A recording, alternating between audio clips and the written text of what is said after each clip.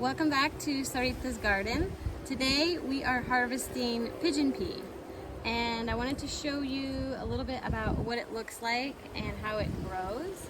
So you can see that the stalks down here, I planted a bunch together, so this is a very dense patch of pigeon pea. And right now we're harvesting the brown ones, which look like this in here. And so we're picking these off, and then not sure how much this will show in the camera, but that's kind of what the dried ones look like.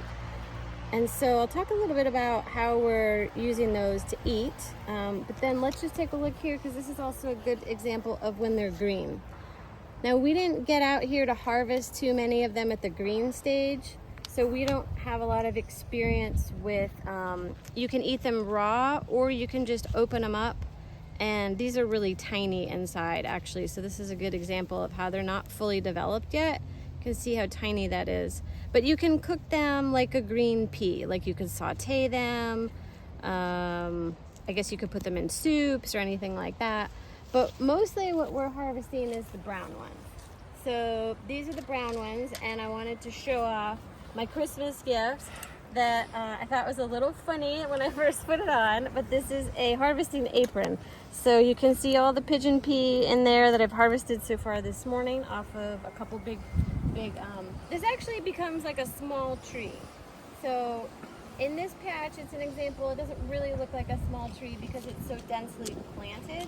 But in a couple other areas we have it in the garden, it does look like a small tree. And I think these last maybe 2 to 3 years. And so here's some things I've learned about the pigeon pea. They don't like standing water, and we did lose several in standing water. Now these happen to be in an area where it was heavily wet, but I think because we planted so many of them, some died.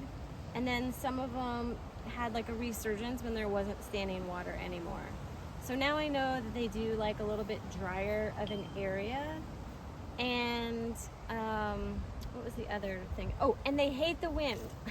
You can see, look at this one. You can see how it's really like just falling and bent over.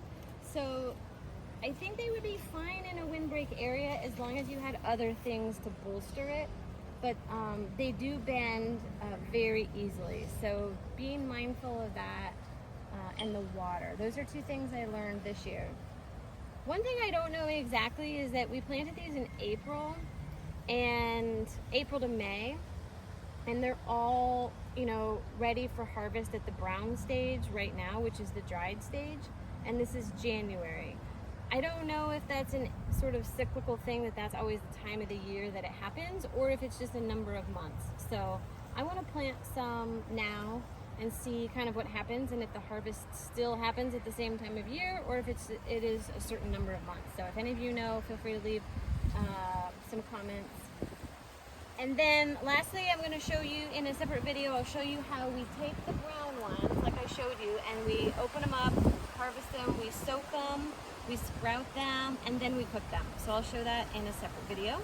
And thanks so much for watching Saritha's Garden. Hope to see you next time.